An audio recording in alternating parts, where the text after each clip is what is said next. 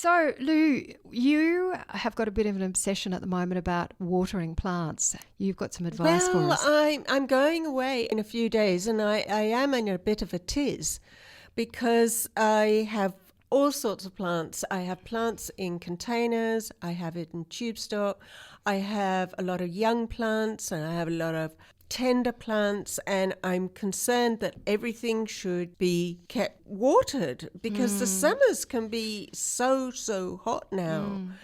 And so I thought I would talk a little bit about how to water. I think everyone thinks it's blooming obvious, but actually it's not quite that straightforward. First of all, when to water. Early morning is definitely best. If you can't do it in the early morning, do it late at night, but don't do it when the sun is bearing down on your plants because you will singe the leaves, the water will evaporate too fast. So early morning is best. And also try not to water when it's windy because again, it evaporates really quickly. Don't water on top of the plant, like on the leaves and the flowers. Water at the root. That's where the water needs to be. There is a whole system there that starts with the roots, and if you don't get it into the roots, no good watering the leaves alone. Hose attachments. I had a lot of fun playing with all the different flows in mine. Some of them are quite useless. Some of them are really good. So just be careful. Get one that has many different kind of things. I have one that does misting, which I use for my tube stock.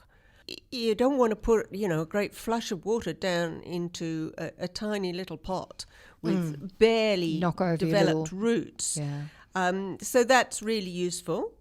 I would suggest that when you water, at least for mature plants, go long and hard and deep and not often. Right. So how often is not often? Well, it depends on the plant, just to be awkward. If you've got native plants, of course, one of their great features is that they don't require nearly as much water as most exotic plants. When they're really, really mature, I don't water them at all. They seem to be able to make it through a hot summer. So if I saw wilting, I might, but otherwise I wouldn't worry about it. If you've got plants in containers, they dry out really fast. You may have to water them every day if it's a sort of season of continuous hot days. And young plants too, remember they've only got tiny roots, they've got to be watered frequently. So one of the problems for me is when I go on holidays, how do I keep my young plants watered? So you can fill up saucers and put the pots in the saucers. I have trays. Actually, I use cat litter. And I put all my plants in there and then I put water into the trays. And that is good. There's only one problem there. You go on holiday, you think it's going to be steaming hot, and actually it pours with rain and then they drown. So what you can do is take those trays, fill them up to a certain point, have holes in the side so that it drains out. If it goes beyond a certain If height. it goes beyond a certain point. And then if you're worried about how much to water, put your finger into the soil. So if you just put your finger in, 25 mil or something like that, you will be able to tell whether there is some moisture there or not. And if there isn't, you need to water it. And there are some plants in your veggie patch which you really need to water without watering the leaves. So really try and get down there. So for cucumbers and zucchinis and tomatoes and even strawberries, they can get a fungal disease on their leaves and it can affect the fruit. So try to water under the leaves as much as you're able. Drip irrigation, of course, solves this problem, but I frankly have got tied up in knots with my irrigation system. I don't plant in lines, not even in the veggie garden. So those are some of the things you can do. And I did disappear down a rabbit hole when I was actually reading about watering and how different and remarkable really a plant is in its anatomy from, say, an animal. And they are just as complex, you know. They have all this extraordinary push and pull system to pull the water from the soil into the rootlets, up the roots, up into these long pipes that go all the way up the stems of the plants. The pipes are called xylems, and there's all sorts of complex pressures, low and high pressures and osmotic pressures and clever things going on that pull this water up into the leaves. Wow. Where, of course, they basically are used in what we call transpiration and also in photosynthesis. And what is also remarkable is how they stop in drought and they can't pull the water up. They actually have a device in the leaves that allows them to close down the whole system. They have millions of pores in the leaves. And these pores are usually open, and they're usually there for gas exchange so that CO2 could come out of the air and mix up with water and make photosynthesis. But if things are really dire and the water simply cannot pump up because it is just too hot, these pores will close down. And so there is a trade-off going on, because once they've closed down, which means they can't lose water to the atmosphere, then the carbon dioxide cannot get in.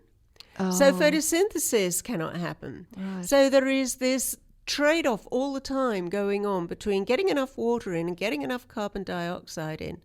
And so that's the rabbit hole I fell down. Well, that takes me to, we talked about mistletoe last time, and we talked about the fact that those pores, the stoma, never close in mistletoe. And it actually makes the mistletoe very, very vulnerable to dry weather. It's in drought, it's one of the very first things to go. They drop? They can't close their stoma. So mistletoe will die during drought and particularly during fire because it just won't tolerate heat. Right.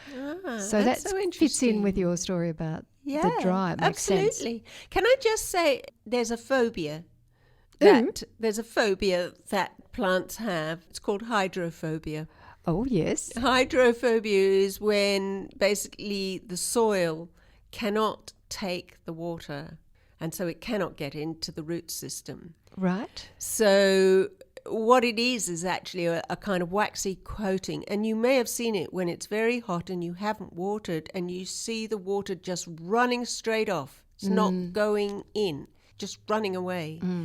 And so that is a really tricky thing that happens quite a lot in hot, dry climates. And it's a problem because you think you're watering, but you're not. It's just running filling off. the gutters. It's going nowhere. So there are a few things you can do. You can, to start with, I very often just put a splash in just to see if it goes in.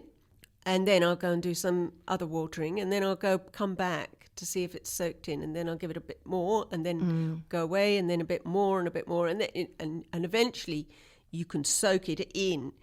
Another thing you can do is rough up the surface because it's really forming a kind of crust. Or you can add mulch, long as you don't put it near the stem, of course, because we know that causes fungus root problems. So the mulch will slow down the water absorption into the soil a little bit, but it is a really serious problem. And a lot of people use wetting agents because of this. There are two sorts. There's actually the crystals which blow up into great big bubbles, right, with water, and they retain water for a long time, so close to the roots when you've planted it, and they can release the water and the roots can get it. There is also a liquid that you can add when you're watering with your watering can or whatever. Oh, right. But there is anecdotal evidence, but the Royal Botanic Gardens in Sydney thinks that it's possible that these wetting agents might be interrupting the mycorrhizal fungal process that every plant needs. So this is quite distressing because we don't know at this stage whether this is the case or not, but there is some evidence, and it's come from a pretty reliable source. Like everything, it's complex. It's complex, yeah.